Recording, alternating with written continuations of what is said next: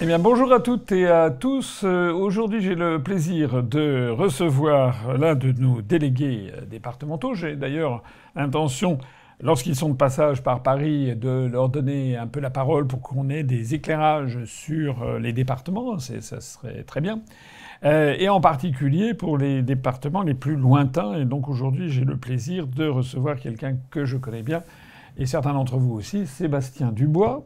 Bonjour Sébastien, qui est notre délégué en Martinique et qui a adhéré à l'UPR il y a une dizaine d'années peut-être. C'est ça, en 2014. En 2014, il y a 10 ans, et est notre délégué en Martinique depuis 9 ans. Voilà, donc je voulais vous le présenter. Présentez-vous d'ailleurs. Voilà. Quel âge vous avez? Quel âge vous faites? Voilà. Qu'est-ce que vous faites dans la vie? Eh bien, je suis Sébastien Dubois, donc j'ai 46 ans, je suis opticien indépendant, dans une petite commune qui s'appelle Le Diamant. Qui ne connaît pas le Diamant? Voilà, avec son fameux rocher. Et donc je vis en Martinique depuis 2005. Fin 2005, je suis arrivé en Martinique. J'étais en Guadeloupe un petit peu avant et j'ai rencontré donc ma compagne qui est martiniquaise et donc on vit ensemble depuis tout ce temps. Donc depuis 19 ans en fait, vous êtes presque un Martiniquais d'adoption, on va dire. Voilà. Oui. Votre femme est que je connais bien, Laurine. Vous lui transmettrez mes amitiés. Et puis votre belle famille aussi, Oui. qui eux sont martiniquais de souche, si j'ose dire. Donc 19 ans en Martinique. 10 ans à l'UPR, 9 ans comme délégué départemental. Alors avant qu'on parle de l'UPR en Martinique, il faudrait quand même que vous nous disiez un petit peu ce qui s'y passe, parce qu'en ce moment, il y a des très fortes tensions, et même de la violence dans ce département. Donc est-ce que vous pouvez nous dire un petit peu ce qui se passe en ce moment en Martinique, dont on parle un petit peu dans les médias, mais pas tant que ça en fait. Oui, on en dans parle. Les médias nationaux, j'entends. Oui, j'en ai entendu parler justement. Étant sur place, ça m'a interpellé, parce que je suis parti, il y avait déjà des soubresauts. En fait, ça fait déjà en Martinique depuis au moins 1 mois et demi qu'on entend parler qu'il va y avoir des blocages à partir du 1er septembre. C'était la date qui avait été donnée par l'organisation, le RPRAC, qui a donc mené en fait une espèce d'action contre la vie chère. Donc à partir du 1er septembre, ils ont commencé à mettre en œuvre en gros leurs menaces en bloquant des magasins, des routes, pour faire valoir que la vie était trop chère en Martinique et qu'il fallait que les prix en Martinique soient les mêmes qu'en métropole et que on avait en 2009 déjà il y avait déjà eu des grands mouvements. Et que 15 ans après, en fait, on en est toujours au même point et que, voire peut-être même la situation s'est encore aggravée. On ne sait pas, il faudrait voir parce qu'il y a une bataille de chiffres. On parle de 40% de vie chère en plus, mais c'est pas sur tous les produits. C'est ce que l'on voit dans les médias nationaux en ce moment. Quand ils en parlent un petit peu du bout des lèvres, ils disent que, d'après l'INSEE, il y aurait le coût de la vie serait 40% supérieur en Martinique à ce qu'il est en métropole. Est-ce que c'est un chiffre que vous confirmez? Non, ça dépend des domaines. En fait, les chiffres officiels, enfin des études qui sont faites, c'est plutôt de l'ordre de 12-13% par les instituts, la chambre de commerce, les instituts comme l'IEDOM qui regardent ça à la loupe.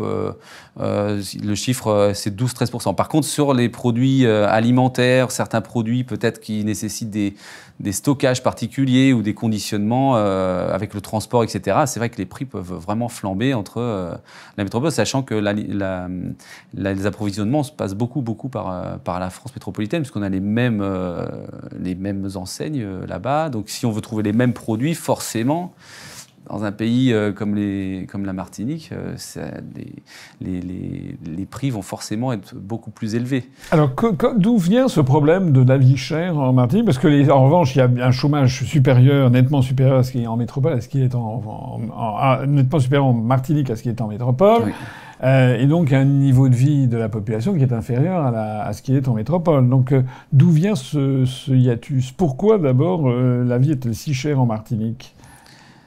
La vie a toujours été plus chère en Martinique, j'ai l'impression. Je pense qu'il y a des taxes qui sont... Alors, on met beaucoup l'accent sur les taxes, notamment l'octroi de mer, qui est un impôt très, très spécifique, mais qui permet aussi aux collectivités locales d'être financées. Alors, je vous interromps, parce que l'octroi de mer, peut-être beaucoup de gens ne savent pas exactement ce que c'est. Je crois que ça a dû être créé plus ou moins sous l'Ancien Régime, oui, peut-être sous l'Ancien Régime. Sous Colbert. Colbert, exactement. C'est ça. Ouais. On le trouve également à l'île de la Réunion. Donc c'est en fait une taxe à l'entrée sur le territoire, qui permet d'ailleurs au passage de financer en partie la collectivité. Exactement. Voilà. Et cette taxe donc est censée aussi protéger le marché local des productions qui seraient à moindre coût à l'extérieur et qui ruineraient la production locale. Enfin, je connais par exemple l'île de la Réunion. Il y a un octroi de mer qui effectivement pèse sur le prix de l'alimentation, mais c'est très difficile à gérer parce que si on le supprime, on va détruire tout ce qui reste comme production vivrière à la Réunion et les Réunionnais achèteront à manger à Madagascar ou à l'île Maurice. Et donc, on aura un chômage qui continuera d'augmenter à La Réunion. Donc, c'est difficile à gérer. C'est un peu la même problématique avec la Martinique. C'est la même problématique, sachant que les produits locaux, malgré tout, on remarque qu'ils ne sont pas forcément moins chers non plus que les produits qui sont importés. On a comme une impression d'équilibrage, puisqu'on paye, il y a plusieurs taxes d'octroi de mer, et donc il y a celui en effet pour les importations, mais il y a aussi de l'octroi de mer interne. Donc ça, c'est pour les productions qui sont faites localement. Et donc, parce que l'octroi de mer est considéré par l'Union européenne comme un frein à la circulation. Et donc, en fait, pour contrebalancer en fait, ce frein à la consommation, en fait, on doit payer aussi un octroi de mer interne pour toutes les productions locales, pour les entreprises qui dépassent un certain seuil de chiffre d'affaires. Enfin, tout ça est bien encadré. Oui, c'est-à-dire, en fait, on reproche à l'octroi de mer, par exemple, de favoriser les productions locales par rapport aux productions européennes. Tout à fait. C'est toujours les mêmes histoires européennes. Il y a aussi, alors vous m'avez dit juste avant qu'on commence, les bananes en Martinique coûtent le même prix, sinon plus cher que les bananes martiniquaises vendues en métropole. Mais oui, c'est ce que je constate. Alors comment c'est possible? Eh bien justement, on voit ça sur les produits locaux. Il y a vraiment un questionnement à avoir qu'on n'entend pas beaucoup dans les médias locaux, même ici en métropole non plus. Et on ne peut que constater l'augmentation des prix progressivement de toutes les productions locales. Par exemple, le rhum martiniquais, il est fabriqué en Martinique, jusqu'à preuve du contraire. C'est un AOC. C'est le seul AOC, donc le meilleur du monde. Hein, on peut quand même oui, parce que c'est féliciter. Fait avec du jus de canne et pas de la bagasse. Oui, vraiment du jus de canne. Donc c'est vraiment des savoir-faire qui sont extraordinaires. Mais c'est vrai qu'il y a quelques années, même si faut le consommer avec modération, mais malgré tout, il y a quelques années, le rhum martiniquais coûtait beaucoup moins cher qu'aujourd'hui. J'étais venu vous voir il y a 8 ans, en 2016. Oui. Effectivement, il y avait une très grande... D'abord, il y avait des rhums extraordinaires et qui coûtaient beaucoup. Certains étaient introuvables d'ailleurs en métropole et qui étaient vraiment bon marché. Mais maintenant, vous dites que ça a beaucoup augmenté. Ça a beaucoup augmenté, oui, énormément. On est quasiment au même prix. Je regardais un petit peu les prix ici pratiqués. En fait, on est à peu près au même niveau. Donc là, c'est pareil. Je me suis dit, mais pourquoi et j'ai l'impression que... Et pourtant, les autres alcools n'ont pas augmenté comparativement. Donc, on a plus l'impression que ça s'est plutôt équilibré pour pas favoriser, par exemple, l'achat, je sais pas moi, de la vodka ou des choses comme ça. Ah oui, c'est ça. Pour que ne pas défavoriser, par exemple, la vodka polonaise. Exactement. Par rapport au rhum martiniquais, on va augmenter le rhum martiniquais. Moi, je me suis posé la question, est-ce que ça ne pourrait pas être Alors, on dit beaucoup aussi qu'il y a le système de distribution à la Martinique, les grandes chaînes de distribution, qui sont détenues par des capitaux très très circonscrits, hein. Notamment il y a la fameuse famille Ayotte, qui sont des béquets, comme on dit. Oui. Les béquets, ce sont des descendants des colons blancs du XVIIe siècle. Et donc, il y a quelques familles qui, en fait, tiennent beaucoup l'économie de l'île. C'est ça. Et certains leur reprochent d'avoir une espèce d'entente, d'oligopole. Oui, c'est vrai que ça, c'est très très marqué en Martinique. Un peu moins en Guadeloupe, d'ailleurs beaucoup moins. Mais en Martinique, c'est très marqué ce phénomène-là. En même temps, ce sont des familles qui ont à cœur aussi de faire vivre la Martinique. Ce sont des très gros pourvoyeurs d'emplois. Ils entretiennent le patrimoine immobilier, le patrimoine culturel, les habitations, etc. Alors évidemment... les habitations, précisées, les habitations. Les habitations, notamment l'habitation Clément. C'est un mot codé. Alors l'habitation, oui, c'est des anciennes exploitations en fait, agricoles. C'est un mot créole, en fait. C'est un mot créole, oui, c'est vrai que... Les habitations, c'est vraiment des propriétés foncières avec une... Oui. Et c'est très joli, d'ailleurs. Oui, c'est très joli, parce que maintenant, ça fait vraiment partie du paysage martiniquais. Et c'est très, très beau à visiter. Il y a souvent même des des œuvres culturelles qui sont exposées. On fait des expositions, ce genre de choses. Donc D'accord, donc vous avez un regard nuancé sur le rôle de ces grandes familles qui, à la fois, effectivement, peut-être verrouillent un petit peu le marché, mais de l'autre côté, ont aussi un rôle social, économique. C'est ce que vous êtes en train de nous dire. Bien sûr. Moi, sans vouloir défendre les uns ou les autres, ça, c'est pas le problème, parce qu'en fait, nous, on vit sur une petite île qui est à peu près grande comme le Val d'Oise, vous voyez ce que je veux dire, avec 350 000 habitants à peu près en Martinique. Donc c'est vrai que l'idée, c'est quand même d'essayer de trouver des solutions pour que tout le monde puisse bien vivre ensemble sur ce territoire-là. Donc il ne s'agit pas de stigmatiser les uns ou les autres, mais c'est vrai qu'il y a des situations qui peut-être favorisent en tout cas ces familles-là, où ils ont peut-être aussi les clés, les codes, les contacts pour utiliser les lois, et notamment les lois européennes. Alors j'ai vu qu'il y a, RTL, je crois qu'en parlait récemment, on reproche aussi les normes européennes, donc c'est-à-dire par exemple en effet ce principe de non-discrimination, par exemple à l'égard de la vodka par rapport au rhum, mais aussi vodka polonaise ou vodka suédoise, mais aussi des normes européennes qui parfois empêchent un petit peu la Martinique d'avancer, surtout que la Martinique, c'est quand même, j'enfonce des portes ouvertes, c'est quand même dans l'arc Caraïbe, donc son marché de proximité, c'est la Caraïbe, c'est le Venezuela, c'est éventuellement les États-Unis. Et donc, j'ai vu que des gens reprochaient de ne pas pouvoir faire venir des États-Unis ou du Mexique ou des productions qui permettraient de faire baisser le coût de la vie. Alors, c'est là, on parle typiquement du problème de l'octroi de mer. Au nord de la Martinique et entre la Martinique et la Guadeloupe, il y a une petite île qui s'appelle la Dominique. Le niveau de vie est 20 fois inférieur. Ah oui, beaucoup, oui, bien sûr. Donc, les salaires sont beaucoup moindres qu'en Martinique et en Guadeloupe. Donc c'est vrai qu'il y a un niveau de vie qui est bien inférieur sur ces îles-là, parce qu'on bénéficie du système français, mais en même temps, on pourrait, c'est-à-dire que l'octroi de mer permet de protéger le marché, mais il protège aussi, je pense, le marché un peu captif de ces familles-là qui peut-être n'ont pas très envie d'avoir la concurrence venant des États-Unis ou de pays à très bas coût de salaire. Ou alors ils vont les intégrer dans leurs approvisionnements, parce qu'en fait on peut obtenir on a des productions qui viennent de République dominicaine à certaines périodes. On peut avoir des choses, le pétrole, il me semble-t-il, la Martinique se fournit au Venezuela puisqu'il y a une raffinerie, notamment qui s'appelle la Sahara, donc qui est la société de raffinement du pétrole. C'est du Venezuela. Donc il y a quand même des ouvertures sur d'autres territoires. Mais ça, c'est vrai que ça fait partie, je pense, des accords qui ont été pris ici ou là. Mais on a surtout, là, actuellement, c'est vraiment la question de...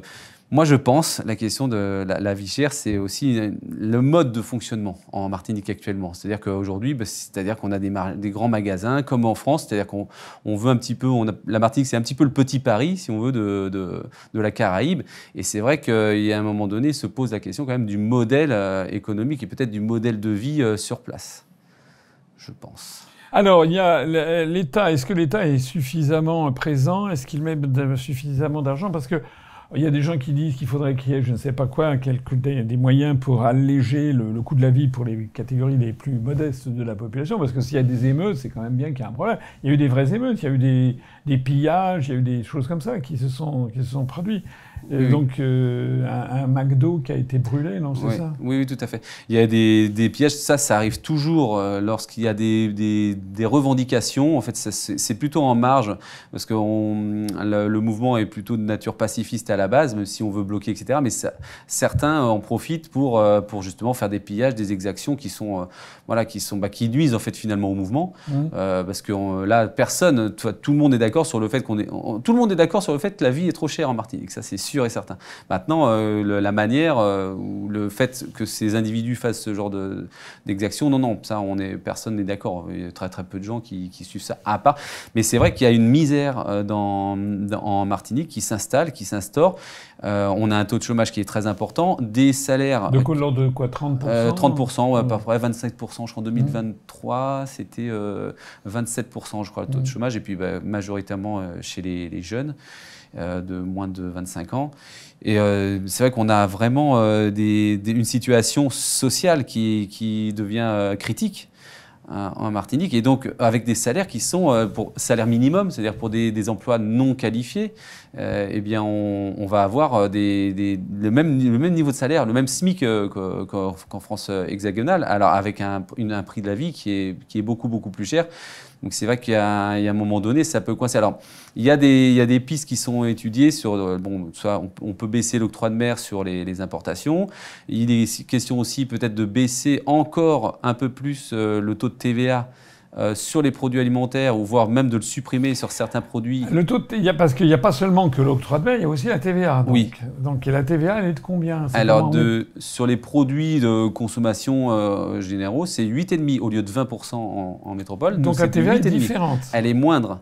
Et on a aussi sur les produits alimentaires une TVA qui est de l'ordre de 2,10. Ah oui, donc c'est nettement moins cher aussi qu'en France. Oui, c'est vraiment moins cher. 5,5, voilà, c'est ça, 5,5 et nous c'est 2,10. Alors il est question là dans les discussions justement, si tout le monde veut bien se mettre à table, parce que c'est vrai qu'actuellement il y a des petits retards de démarrage, parce qu'il y a certains qui voudraient que toutes les discussions soient entièrement filmées et diffusées en temps réel. Ce qui pose problème sur la question de la manière de pouvoir s'exprimer, parce que évidemment quand il y a des caméras on est obligé de on peut pas tout dire, donc c'est vrai qu'il y a un petit conflit là-dessus, mais c'est vrai que les revendicateurs pour la question de la vie chère veulent que tout soit enregistré, filmé en temps réel. Alors maintenant il faut qu'ils s'entendent sur, peut-être qu'ils trouvent un compromis, peut-être qu'il y ait des observateurs qui vont prendre des notes et puis vraiment rendre compte, parce qu'il y a une défiance aujourd'hui chez les Martiniquais, vu que 2009 a conduit finalement à pas grand-chose. On a des prix qui sont toujours aussi chers. Je rappelle que 2009, il y a eu des grèves, ça a duré pendant 1 mois et demi et tout a été bloqué. Il n'y avait plus d'essence.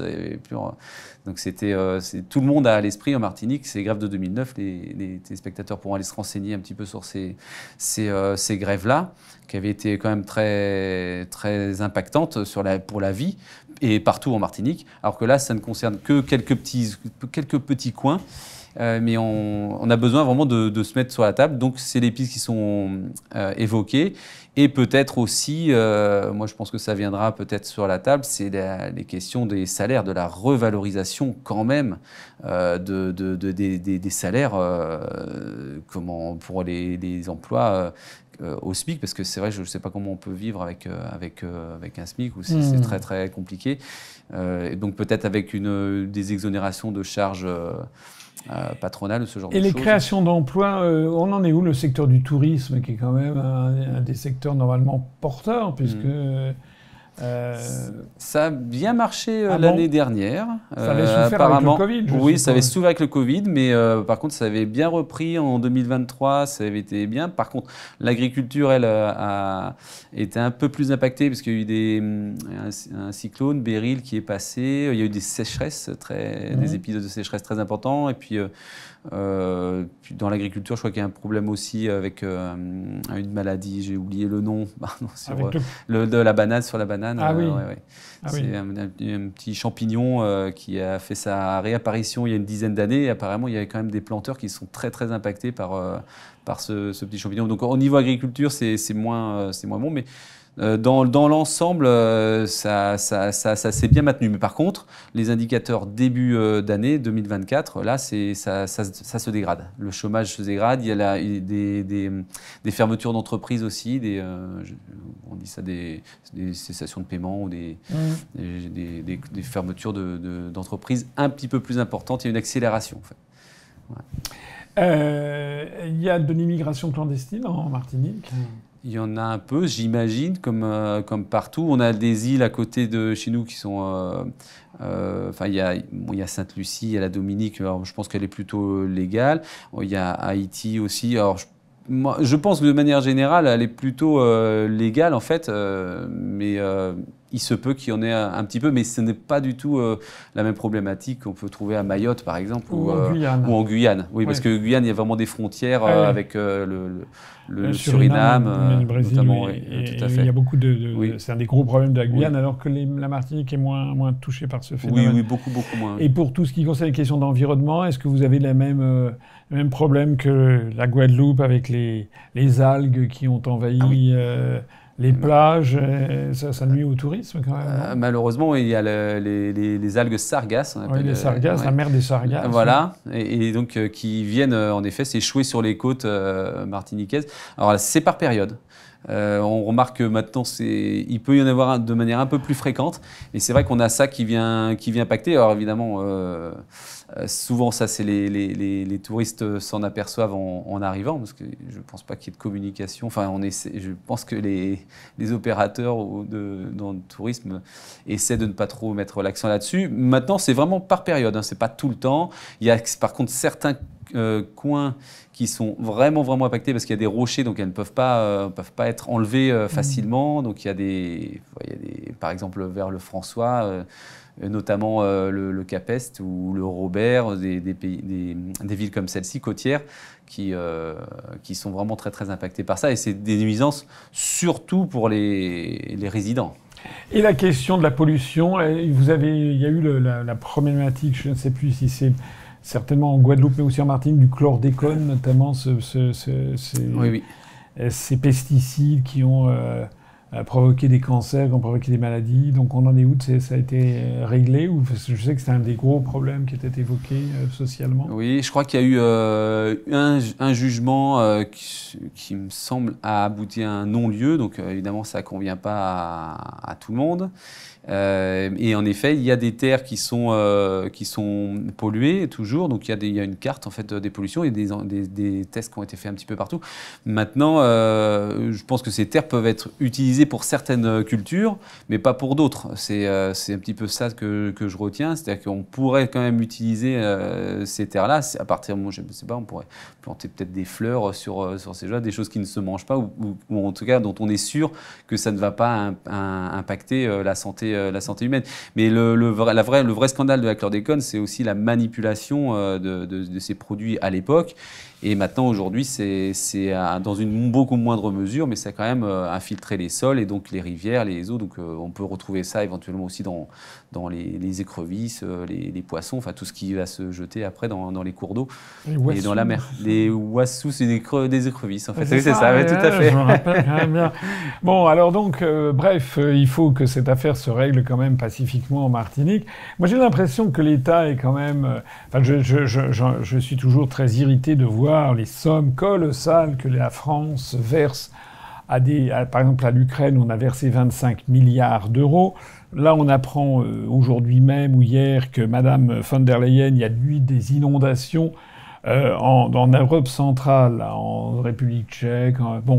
Madame von der Leyen dit pas de problème, on a un fonds de l'Union européenne où on va mettre 10 milliards d'euros parce qu'il y a eu des inondations en Europe.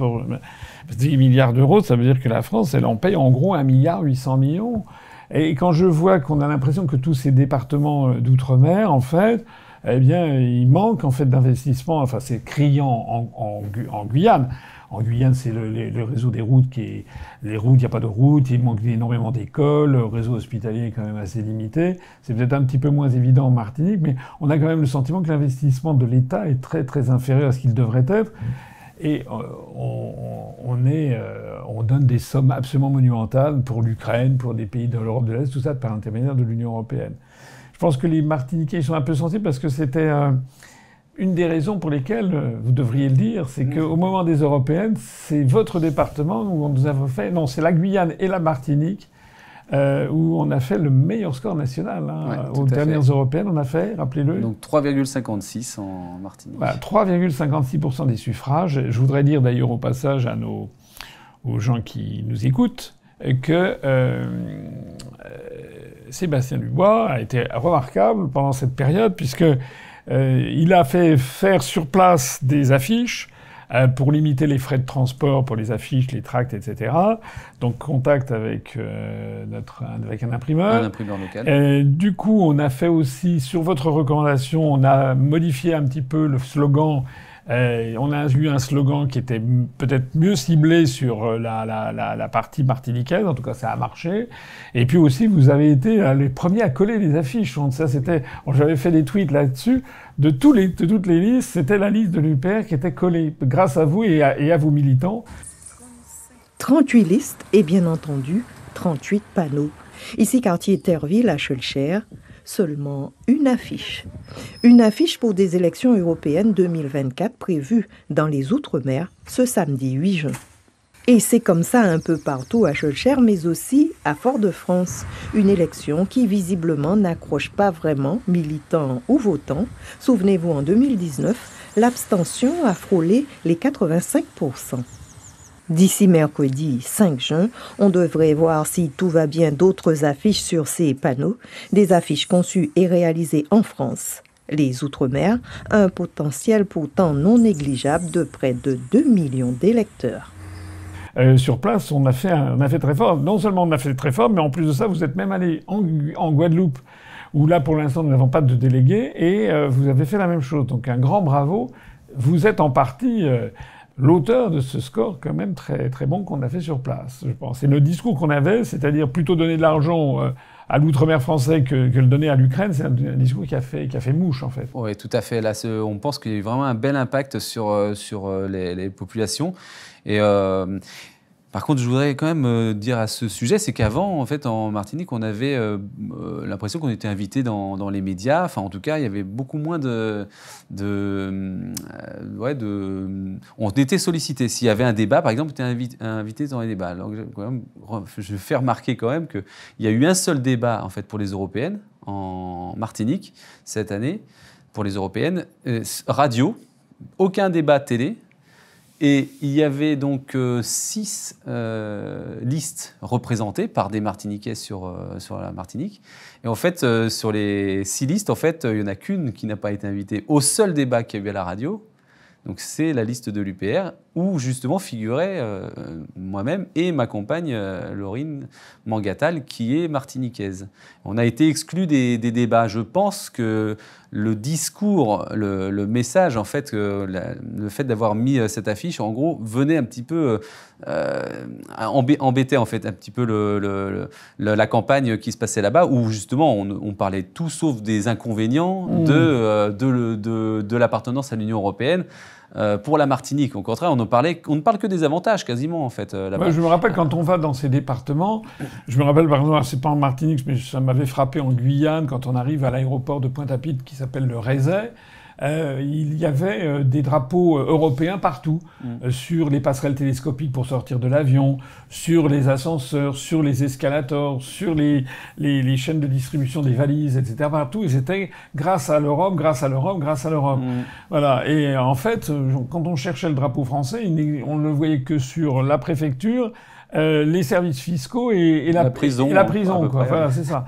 Donc c'est vraiment, tout est fait pour essayer de faire croire à nos compatriotes ultramarins que s'il n'y avait pas l'Europe, il ne serait rien du tout. Alors qu'en fait, l'Europe nous coûte beaucoup, beaucoup plus cher que ce que ça nous rapporte. Si on en sort, ils auraient bien plus d'argent. On pourrait investir bien davantage dans les pays de l'outre-mer. Vous le savez tout ça, d'ailleurs. Bien sûr. Alors là, à propos de l'UPR, ça se passe bien? Comment ça se passe sur place en Martinique? Vous avez des troupes? Vous avez du soutien? Oui, on a beaucoup d'adhérents qui nous ont rejoints, beaucoup qui reprennent leurs cotisations. Donc j'ai beaucoup de sollicitations pour qu'on soit plus dynamique sur les réseaux sociaux, notamment Instagram, Facebook. Donc on est en train de mettre tout ça en place.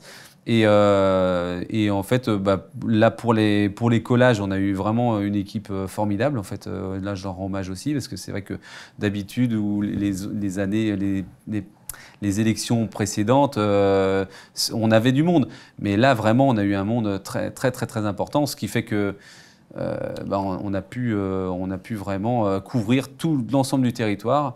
Donc non, tout le monde est très motivé, de plus en plus. Maintenant, c'est vrai qu'on a besoin que la plupart des Martiniquais comprennent l'importance de l'appartenance à l'Union européenne et les implications que ça a sur la vie en Martinique. Les gens pensent que l'Europe n'est là que pour donner de l'argent. Non, elle est là pour nous empêcher finalement de vivre à notre manière, à la manière martiniquaise. Quoi. C'est un petit peu une espèce de normes. Enfin, c'est des normes en fait qui nous sont imposées, qui correspondent en rien aux intérêts de la Martinique. Et donc, voilà, c'est un petit peu comme, c'est comme pour la France en fait.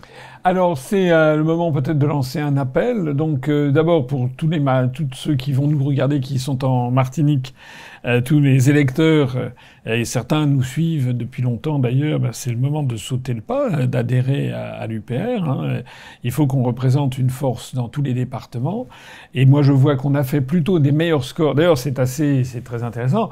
On a fait, au moment des européennes, des scores meilleurs en Outre-mer qu'en métropole. Et on a fait des scores meilleurs... Enfin, j'ai fait un score meilleur à l'étranger que l'Outre-mer. C'est-à-dire que plus on est loin des grands médias mainstream, et plus les gens commencent à avoir d'autres sources d'information. Et donc on est vraiment... C'est d'ailleurs même vrai, puisqu'en France métropolitaine, au moment des européennes, on a eu plutôt tendance à faire un meilleur score dans les communes rurales plutôt que dans les grandes villes. Dans les grandes villes, il y a eu un phénomène de concentration sur le vote prétendument utile de voter Marine Le Pen ou Mélenchon, avec le résultat que l'on voit, c'est-à-dire qu'il n'y a aucun député français qui propose le Frexit. Et on voit que M. Bardella a disparu de la circulation comme d'habitude, donc il ne fait pas son travail au Parlement européen. Quant à Mme Manon Aubry pour Mélenchon, elle est carrément... Elle a sauté au cou de von der Leyen, vous l'avez vu. Voilà. Donc la situation est suffisamment grave et je crois que c'est vraiment quelque chose qu'il faut que les Martiniquais, comme tous les Français ailleurs d'ailleurs, comprennent, et vraiment qu'ils comprennent, c'est que l'Union européenne nous coûte beaucoup plus qu'elle ne nous rapporte. Donc assez avec la propagande des fonds européens versés à la Martinique, versés ci, versés ça. En fait, cet argent... c'est de l'argent versé par les contribuables français, et si nous n'étions pas dans l'Union européenne, on en aurait bien davantage à distribuer. Un mot peut-être aussi sur la Guadeloupe, parce que donc on a notre nouveau délégué en Guyane, Christian Renon, que je salue par votre intermédiaire, il y avait Georges Mignot, qui est toujours avec lui d'ailleurs. Mais en Guadeloupe, là, il nous faudrait un délégué. Donc je lance ici. On a des adhérents. Ça n'appelle. Hein, on a des adhérents, oui, que j'ai pu rencontrer lors des collages d'affiches, justement, où tout le monde était très très content aussi de participer. Mais ils n'ont pas envie de prendre de responsabilités. Non, peut-être mais bon, il a pour l'instant des obligations professionnelles qui l'en empêchent. Mais voilà, c'est en cours de recherche. En tout cas, on attend les candidats. Voilà, sachant d'ailleurs que dans Guadeloupe, on a des adhérents que je salue à la Désirade, on en a à Saint-Barthélemy, pas beaucoup, parce que c'est l'île des milliardaires, mais enfin on en avait, je me rappelle, quelques-uns. Pas des milliardaires, mais il n'y a pas que des milliardaires à Saint-Barth. Et puis également à Saint-Martin aussi, on avait quelques adhérents. Donc voilà, donc si vous nous écoutez, si vous avez envie de prendre la responsabilité de délégué départemental de la Guadeloupe et des îles avoisinantes, sauf, en fait, Saint-Barthélemy, c'est pas exactement vrai, puisque Saint-Barthélemy est sorti de l'Union européenne, donc ce n'est plus exactement le département de la Guadeloupe, enfin c'est encore une autre affaire, mais ça relèverait quand même de notre délégué. Eh bien, manifestez-vous. Voilà. Bon, mais écoutez, merci beaucoup. Est-ce que vous avez quelque chose à ajouter encore ? Eh bien, moi, j'ai juste envie de dire à tous les Martiniquais, toutes les Martiniquaises qui me regardent, c'est que, en fait, la lutte contre la vie chère, en fait, on est tous dans le même bateau, j'ai envie de dire. Donc, en fait, il faut qu'on soit tous unis contre la vie chère. Et on arrivera parce qu'on a envie de vivre un peu à notre façon.